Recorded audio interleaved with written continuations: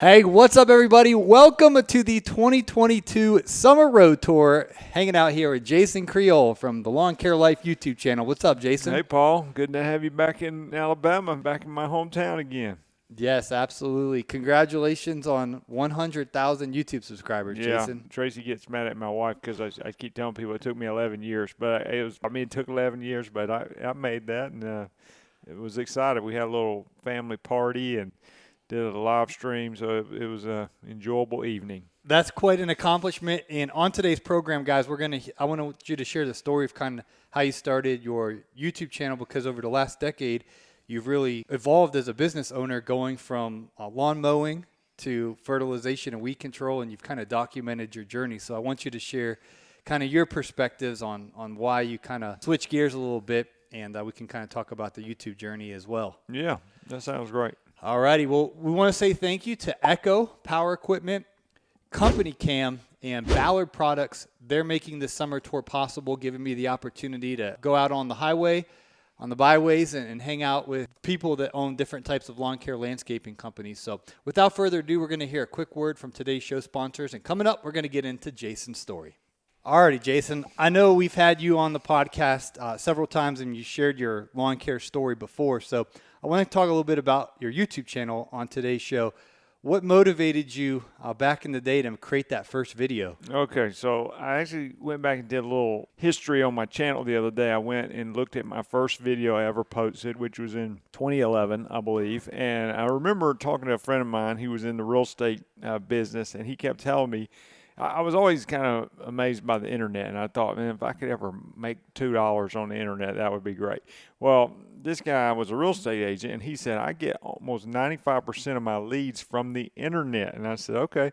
So he said, you need to start making videos for your lawn care channel. So I had a local mowing business, and it was all about SEO and how to use videos to kind of help your local lawn business. So at the time, he gave me the advice. I don't think this is necessarily true anymore, but he said, if you'll make 10 mediocre videos would be better than one great video. So he had a camera. He let me borrow his camera, went in my backyard, and I basically kept that same style for about 8 years straight. But anyway, I just did 10 very mediocre videos, and I started posting them. I watched the other one, the first one the other day, the first basically how-to video I did on YouTube, or giving advice, and it was on how much money can you make in the lawn care business. And I think it had a lot of views. Now, I'm not saying it was a great video, but it had a lot of people watched it. I actually watched that video because I watched your celebration video, and then you went back and shared that, and I was like, I remember watching this video talking about 35 buck cuts and, you know, doing that across a week, how much money you can make. That's exactly it. I was sitting at a picnic table in my backyard, and I got done with the video. We watched it the other day, and I heard my wife. She said, that was great. And I got done at the end of the video. I had it on camera. I didn't do a lot of editing back then. I don't do great editing now, but back then I would sneeze on camera and not edit it out or anything. I just let it play. Yeah, and then I kind of really started tracking when you started going in your little workshop garage and you'd sit on a mower and you just start talking. So how did that kind of become your back set for your videos? So we moved, we've had several houses. And so every time I moved to a new house, it was a new backdrop. So yeah, I started going in because that first house, we didn't have a garage. So I started sitting in my garage. At the time, I'm trying to remember. I think I just used my phone, and I'd plug in a lapel mic with a really long cord. Mm-hmm. And I didn't understand that it's actually probably good practice to be fairly close to the camera. People want to see the emotion in your eyes, okay? So, but back then, I was like 15 feet from the camera and sitting on a lawnmower, and I had that lapel mic. So the audio was decent. The video was usually pretty bad. And then at the time in your actual lawn care business, you were mowing. Mm-hmm. Yeah, so I started mowing. This is my third lawn business. So I started mowing, and basically my YouTube content typically just paralleled whatever I was doing in real life. So I was mowing, and I knew what I was charging people. I didn't know if that was good or bad, but that's what I would talk about in my YouTube channel. And then as I hired somebody, I'd talk about that. I was trying to managing people. I'd lose customers, have a customer get mad at me. So it was basically me walking through my own journey, and I'd share it on YouTube. And how are you watching the views, the subscribers, the opportunities? How did all that kind of progress? Because we call it OG. You were around in the lawn care industry, you know, is you, Alan Hain, Geek the Freak, B&B Lawn Care, Keith Kalfas, Top Notch. There's like, you guys pioneered this. Now tons of people would pop up, you know what I mean? Yeah. Well, I mean, like I said, I had no idea about making money on YouTube at the time other than just helping my local lawn care business rank better on Google. Is it true you had passed 1,000 subscribers and you didn't turn the AdSense on, or was that somebody else? No, I definitely see. I don't think back then you didn't have to have 1,000 subscribers to turn AdSense on. To be honest with you, I remember I had a website. Okay, my website used to be start-lawncarebusiness.com. Yeah. Okay, and I had but now it's lawncarelife.com. Well, I had that website, and maybe it was that way, because I was thinking, I don't think my actual lawn business had a website. So I think I was trying to help that website, and I did start selling an ebook for like $7 or $9, something like that. And I sold quite a few of those. I've had people recently tell me, I bought your first ebook for $9, a long time ago. So anyway, I started that, and I've lost my train of thought, Paul. Hold on. We're going to have to edit that. All right, guys, we're going to kick it over to Mr. Producer and hear a word from today's show sponsors. I'm going to put my Nick Saban hat on here and give Jason a halftime speech to pull it together here to tell us his YouTube story. We'll be right back. More with Jason Creel coming right up after this pep talk. All righty, guys. Before Jason lost his train of thought, we're talking about his website, turning on Google AdSense, building a YouTube channel, and just making some kind of rookie mistakes. So you want to – does that give you enough to keep talking here on this podcast, Jason? Was that a rookie podcasting mistake? Just forget middle sentence what the end of the sentence was. But so basically, yes, I did. Jason just woke up from a nap, folks. He tells me to come on over at 2:30, so I'm like, all right, I'll be here at 2:15. I don't want to miss this opportunity to get to celebrate with Jason. So I pull in the driveway, 2:15, and Duke, what's the brown dog? Izzy. Yeah, they're real chill. They don't even like bark or, they barely move their head to look at me. They're like, nothing to see here. So I get out and I knock on the door and no one answers. So I go, it's hot here in Alabama. So I go back and I sit in my car, and then half hour goes by, nothing, no call, no nothing. And then at 2:50, your wife pulled in and she's like, Jason's inside. I was like, I knocked on the door. What were you doing? Well, here's what happened. Like 6:30 this morning, there was a group of us. We went and helped put some sod out. And and then we had a party over here last night. I was just a little bit tired. I thought, I'm going to catch me a little nap before Paul gets here. I'll be refreshed. And then that little nap turned into a longer nap. And so that's what happened. What woke you up when the kids came in the door? I think I woke up. I don't mean, I woke up. I knew I'd wake up eventually, but I wasn't out for the night or anything. But I didn't realize you were in the driveway. But anyway, it's all good. But I remember exactly what I was going to say before I had that lost the train of thought. So yeah, I did not know you could turn the money on. So I had that start-lawncarebusiness.com. And I was doing some shady SEO back then probably. I used to rank for like how to start a lawn care business. If you Googled that, my website would come up for like a long time. And I think that's how I was selling those $9 ebooks. Well, I think Google changed some things and I quit ranking so well for that. And my site basically died. I had like the Google AdSense on my website. And I started making like a few bucks on that. And that was probably after years. But I did not know. So I had an AdSense account. I did not know about YouTube making money for a long time. I actually had to go back and look. I bet I did YouTube 5 years before I made a penny, because I didn't know you could, but I was making a few dollars on AdSense, but I just didn't know what I didn't know. Okay, and then you figured out how to turn it on, correct? I turned it on. I don't know how many. I might have had 10,000 subscribers. So I don't know. I wasn't. I almost quit YouTube multiple times. Wow. How close did you get? Well, I'd get so frustrated with it. I forget. This was probably after I turned the ads on, and it wasn't so much YouTube. I would get frustrated with my own time. I would be trying to run my business and married and get kids and all that, and it just gets real busy. I was just like, I'm just burnt out on it. But as I think you just have to balance things. A few years ago, I went to where I was just doing one video a week, and my channel actually had the best year ever. And then last year, I tried to do more videos than ever, and it took a step back. And then this year, I'm kind of in between. It's doing great again. So it's hard to figure out. But I have learned to go against the initial advice the guy told me. Back then, maybe 10 mediocre videos was great. Today, I think quality is better than quantity as far as video. So even if you do one video a week, if it's a good quality video, it can still produce well for you. Yeah, and we see our friends SB Mowing and Bladez. They put out, I think, one a week, and it's high quality.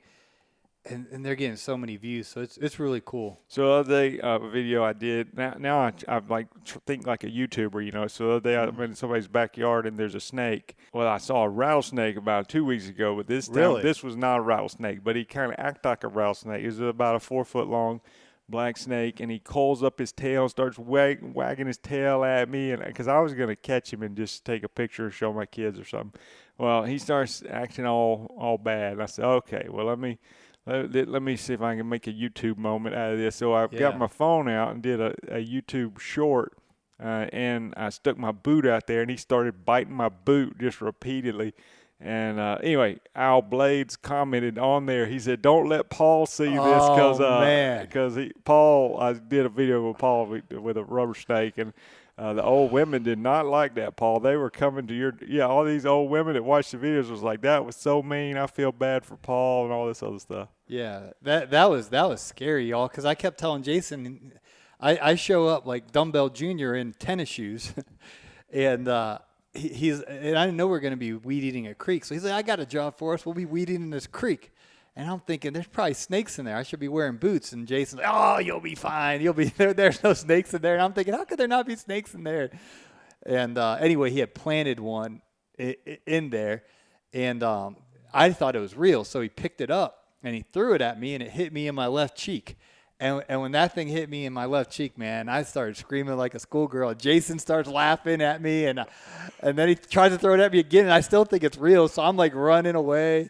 Yeah, but the old women watching the video, they did not think that was funny at all. They were seriously concerned for your well-being and said Paul could have had a heart attack. So I've had to kill a rattlesnake before. It was attacking one of my guys, and so I don't know. That was a wounding experience when you're face to face with a rattlesnake about to. They coil up and then they're about to bite you with that venom. I'm in the middle of nowhere, Anyway, I don't really like snakes. But it's part of, landscaping in the South. It's inevitable. Yeah, we do. What happened to the rattlesnake that you saw? Well, I'm not sure. He may have passed away. I'm not sure. I'm allowed to. Okay, you don't need to tell us. Next. What's Bill Belichick say? On to Cincinnati. Next question. That's right. Next question, Paul. You're about to die. On to Cincinnati.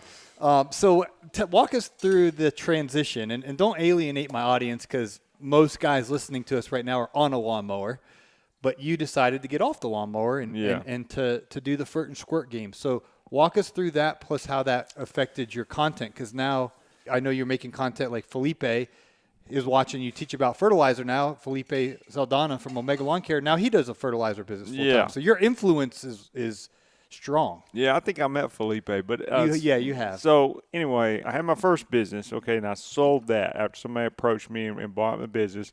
I kept a small portion of it. I had a non-compete, so I had to work in this little small town, try to start a coupon book business. Sorry if some of you heard this before, but coupon book business was failed. Don't ever start one of those. But I still have my little small mowing business. Then we decided to move, so I sold the second business just because we were moving 2 hours away. So we moved here, and I contacted a friend of mine who used to be in the weed control and fertilization. I said, "Hey, can you help me get started in weed control and fertilization?" He said yes. So that's how that got going. And I was actually mowing and spraying at first because I just didn't know.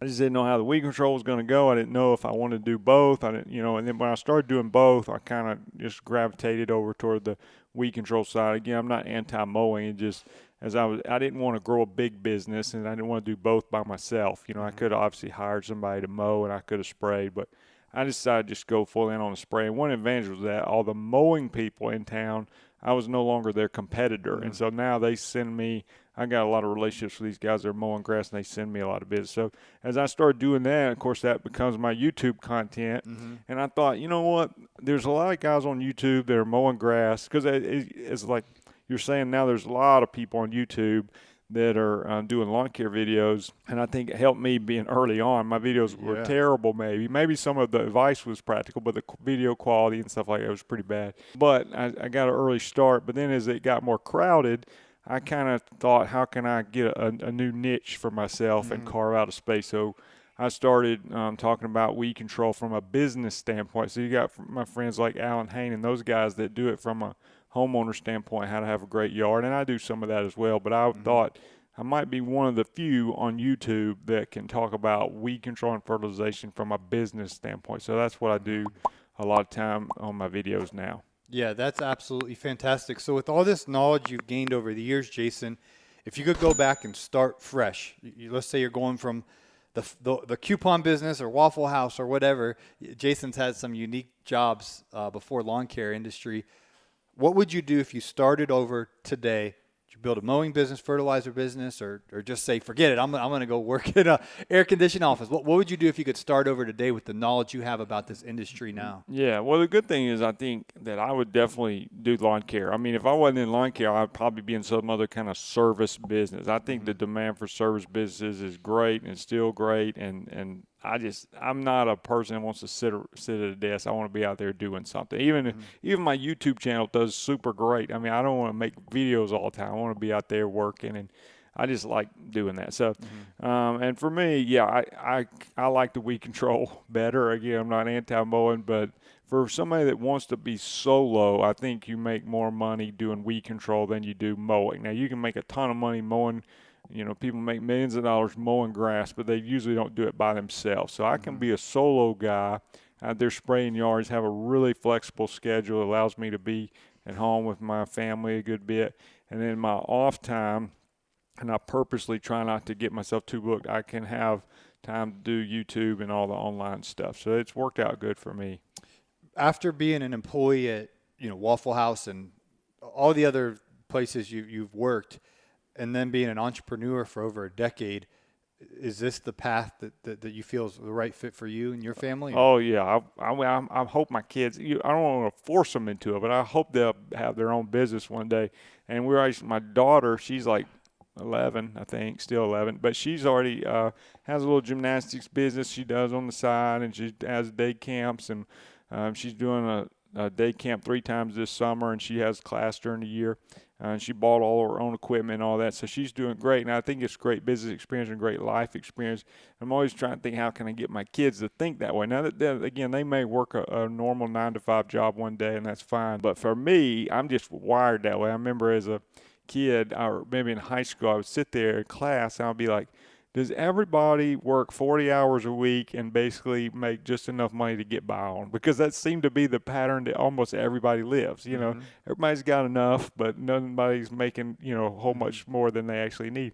And I was thinking, well, what if I could do it differently? And I'm, of course, not the only one that thinks this way, but what if I could work more hours or less hours or make more, have more flexibility, and just think there's a better way? Of course, there's some stresses to business ownership, but to me, and again, you have to balance that. Like, am I going to just work myself to death in your own business? And I think, that's something, it really took me a long time to try to dial back and think quality of life. There's other things that's worth doing other than lawn care. So I've in a sense, sacrificed some money for the sake of time and family and things, and that was obviously well worth it, but it took me a while to learn that. Yeah, so what would you say to someone out there that is scaling their business and is going through the stress of not having the work-life balance and the responsibilities of, you got a big job and the guy doesn't show up? Yeah. You don't have that anymore. So what's kind of your case for being a solopreneur? Well, I think you have to go one way or another if you're like overwhelmed. You have to either like have that thing running like a well-oiled machine with your employees handling everything, and you're basically trying to work yourself out of a job. You're sort of overseeing everything, and that's totally fine. My personality is not great at that. I'm a little bit of a micromanager. And so if you don't feel comfortable doing that, don't want the stresses of employees on it, then you go the solo route. Well, the solo route will work you to death if you're out there, mowing yards for $35 or whatever. You're going to work all the time, So I had to really dial in my weed control business, and like we talk about all the time, the route density and everything. So like I'm just a crazy efficient route with profitable yards. So I just have very productive days, and it allows me to make a pretty good income without working all the time. And again, I'm supplementing that with YouTube. If I didn't have a YouTube channel, maybe I take a different approach in my lawn care business, but I really love having the flexibility to do both. So you considered, I want to have time for your marriage and children. You want to have time with YouTube, And if you had employees and you're scaling the business, it would have been a juggling act that you probably couldn't have sustained. Yeah, it would have been tough, and so now, like, literally, I've got the amount of customers I want pretty much, and I'll take one if they're in a neighborhood I'm already established in, and I can, it's kind of like, let me use this illustration, Paul, for Alabama football when they go to the Here we go, Marty. Mr. Producer loves when you start talking Alabama football. I'm just saying, when they go to the transfer portal, they're not looking to rebuild the whole offense. We're just looking for that one little piece to make a good team better, okay? So my lawn business is in a good position. I'm not looking to, transform it next year and make it something totally different. I just need that one little, backup wide receiver that may make me a championship team instead of a SEC, runner-up or whatever. There you go. Well, Jason, what's next? Your business is at that kind of perfect place.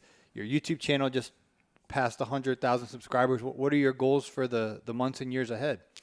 Yeah, I mean, I think even though I've talked about the work-life balance, that's still a struggle for me. I think people that are wired entrepreneurial, they're always thinking, like, how can I make more money? How can I do this? Because, the downside of the whole no 9 to 5, you're self-retiring, buy my own health insurance, all that kind of stuff.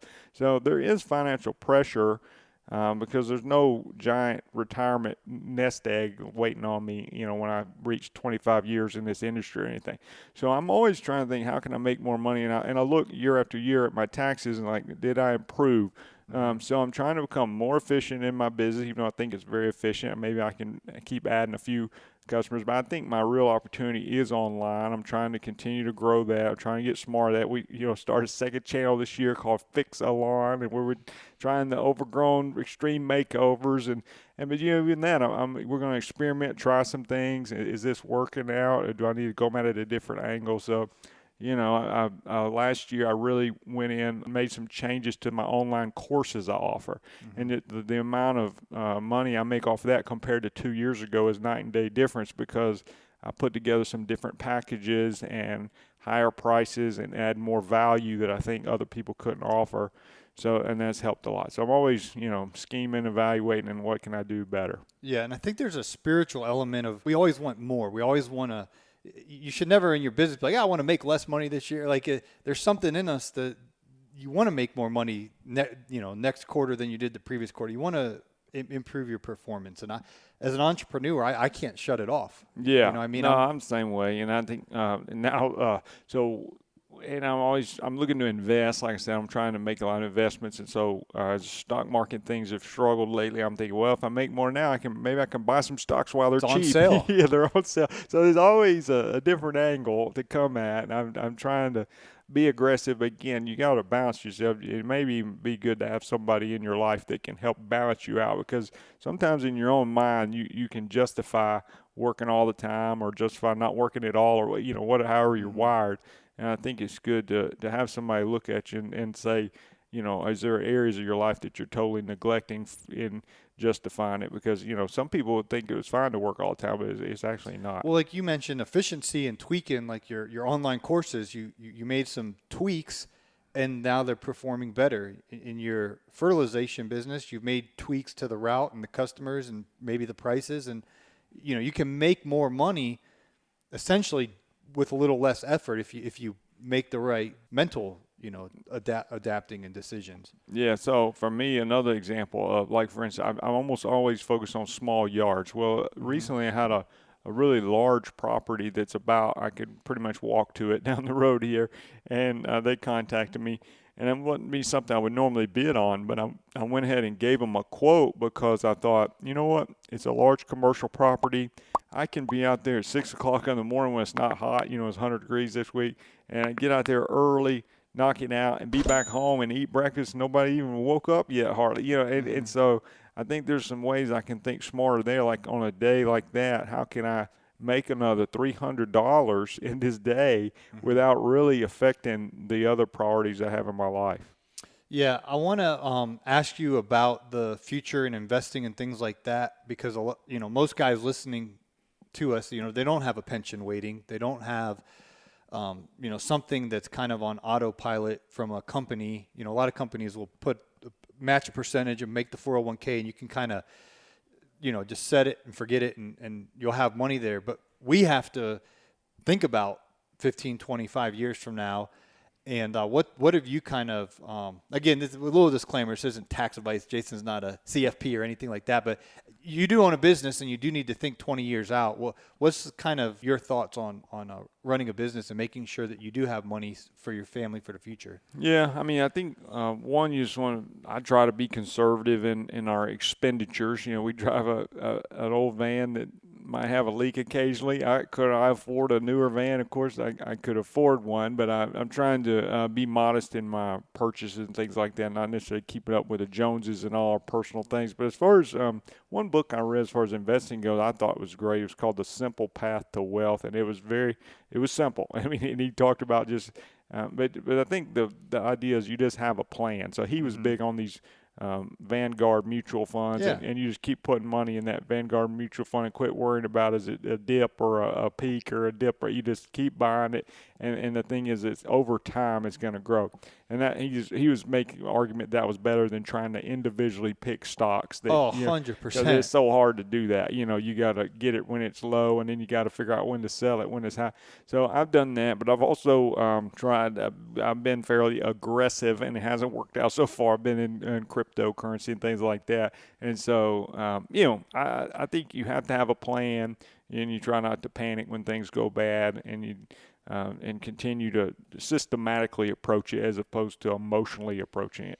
Yeah, and we're in our 30s and 40s, but you guys that are teenagers, the benefit that you have that we don't have, and Jason, no one taught me about this stuff when I was young. You know, I remember one time Coach Rose told me about compound interest, but y'all have compound interest working for you to where you can put in money. You guys, there's so many kids listening to us that are 18, 19, 21, 22.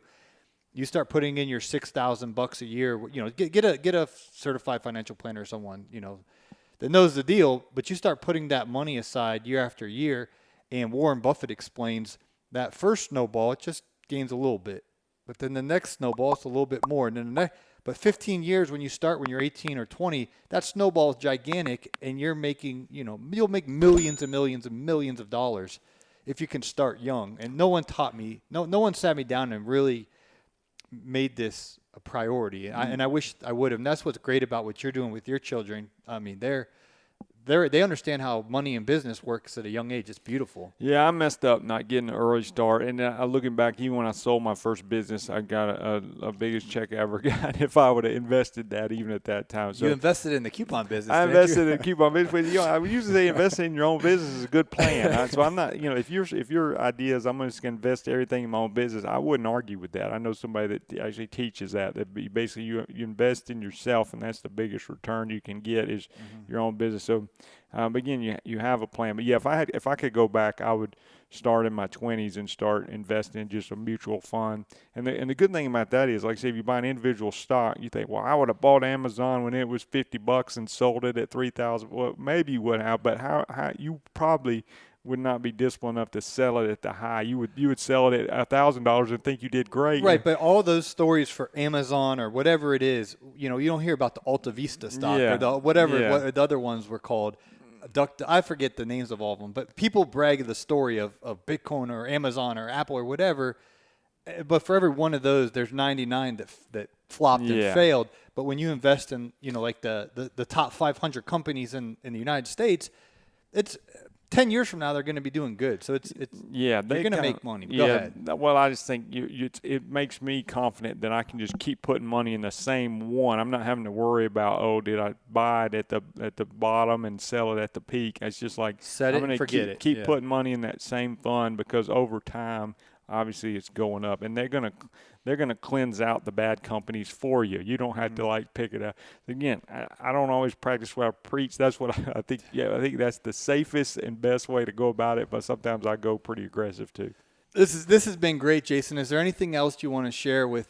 We've got people listening in Australia and Florida, Texas. It's mind-boggling to me what this podcast has kind of grown into. So as folks are out listening to us, what would you like to share? Kind of some departing thoughts before we're gonna go swimming at the pool, right? Yeah, I brought my Speedo. Go ahead. Oh man, You said that I bring. You told me to bring a bathing. Well, I mean, come on, man. This thing, all those Europeans listen. The Europeans need a little more skin on their bathing suit. Oh man, but no, I swim laps, man. oh man, I was about lost my appetite. But anyway, I think if I was going to share, so I think Paul, we're just proud of you seeing how. I think Paul's a good example for most of you, even the podcasting. You know, Paul, you start this thing, and it's like you're going to start a podcast. You know, it's like, which I know podcast is a big deal and all that. I mean, but it's like starting a lot of people starting a lot of business or podcasts. I mean, it's just not a guarantee that the thing's going to take off and do great. You know, so I think. What people, your regular listeners probably know this, but I mean, it's a lot of effort that goes into producing 5 days a week, year after year, and the content and the sponsors and all the behind the scenes stuff. So I think it's perseverance, you know, I'd say is the main thing. Like me being on YouTube for 11 years, I got 100,000 subscribers. Was it the greatest accomplishment ever? No, but it was perseverance. And I think sometimes if you just persevere, then things start going more in your favor. Okay. And have they emailed you yet? You're about your plaque? No, I think they're trying to. They might be coming up with something really special for me, so it's taking a little more time. Yeah, I think they'll message you soon because I talked to Spencer Bosley the other day, SB Mowing. We talked on the phone for over 3 hours. Yeah. Second time. Okay. First time I talked on the phone with him, we talked for 3 hours and 34 minutes. Then I talked to him again a couple weeks ago. We talked for over 3 hours. Wow. But he was out of town, but he said that the plaque had showed up at his house. Okay. So when he got home, he's going to open it. Yeah. But there was a little delay after he got it. They didn't email you right away. They'll email you soon, though. I thought it was a piece of paper until recently, but I found out it's actually a plaque, something pretty nice to display. Yeah. Well, I'm proud of you, man. I was a viewer back in the day watching you on the mower, talk about lawn mowing and things of that nature, and to get to meet your family and to see the entrepreneurial spirit you put in them. Carson, your son, I was out there last time I was here, and I knew he couldn't make a shot from back here. So I'll give you $20 if you make it. He didn't have a chance. He can't even shoot it regular from that far. But his mind, the way his mind works, he says, well, how about if I go one fourth of the way and you give me 1/4 of the money, $5? And I was like, I couldn't resist and say no, but I was like, that's the way he thought. He's like, you know, if $20 is right here, will you pay me $5 if I make this little chip shot? So I was like, all right, and he made it. He got $5. So he's actually a pretty good shot from his range. You know? Yeah, well, he was within his range, but he was wheeling and dealing with me. You know what I mean? Well, I'm hoping, you know, they all want to do YouTube and all that. And I was like, your time will come. It's not quite time yet for me managing all my kids' YouTube accounts and all that. Yeah. Well, Jason, congratulations again. And you guys can follow your channels are Fix-A-Lawn and then Lawn Care Life on YouTube. Yeah, I do that in my website, lawncarelife.com. I have digital products, things like that. So talk it. Don't be shy. It's shy. fine. I don't care, Paul. It's just like my main thing I sell is the Weed Control Fertilization Academy. So people that are mowing grass and they want to get into weed control, they come by that. So it's been a big help to a lot of people. But yeah, a lot of stuff over there. That's on our resource center, thegreenindustrypodcast.com. We have your courses up over there. So yeah. All righty, guys. Well, I'm gonna go get my Speedo on and get ready to go swimming with Jason's family here. We're gonna have cheeseburgers, a cookout. Yeah, we got a bunch of stuff. I was going to tell you this. Yesterday, this lady was over here. We had a party, and this lady was talking about YouTube old videos, and I've done almost 1,000 videos. She said, "I love that one you did," and I didn't know she ever watched a single video. She said, "I love that one.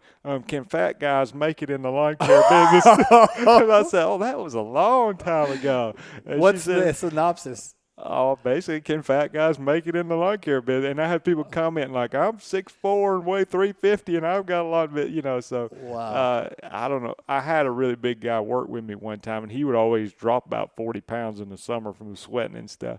Yeah. But I think I just was looking for content one day, and anyway, I think they definitely can, but you know, they're not necessarily. You got to be careful in the heat. Yeah, you do lose a lot of weight because I weighed in yesterday, Jason, at 217. And I used to be in the field daily. Like I wasn't a manager. I was the guy weed eating. I was the guy mowing. Well, I did it all. And I'm not saying that's the way to do it, but that's just, what I was doing. And I was sticking bones because of how much caloric deficit there is. You burn so many calories with the heat and when you're actually doing the labor. Now I'm in podcast mode. I'm like, oh man, I gotta swim them laps, run. I saw a football field on my drive over here, and the gate was open, so I was maybe going to go there in the morning and see if I can sneak on the field and run. Yeah, well, let around. Me know how much the bail is when you get arrested. You think I'd get arrested? I'd come get you out. It can't be that much for that. Just trespassing and maybe $500 or so. Oh man. Well, maybe I just run in the neighborhood. I'm staying at Jeremiah Jennings' house tonight, so I thought it'd be a good idea. Like Rocky, run up the bleachers. All right, guys. Well, thanks for listening to today's show. We're going to go swim and eat cheeseburgers. So thanks again, Jason, Thanks, for the Paul, excellence for in broadcasting. All right, you pulled it together there. All right.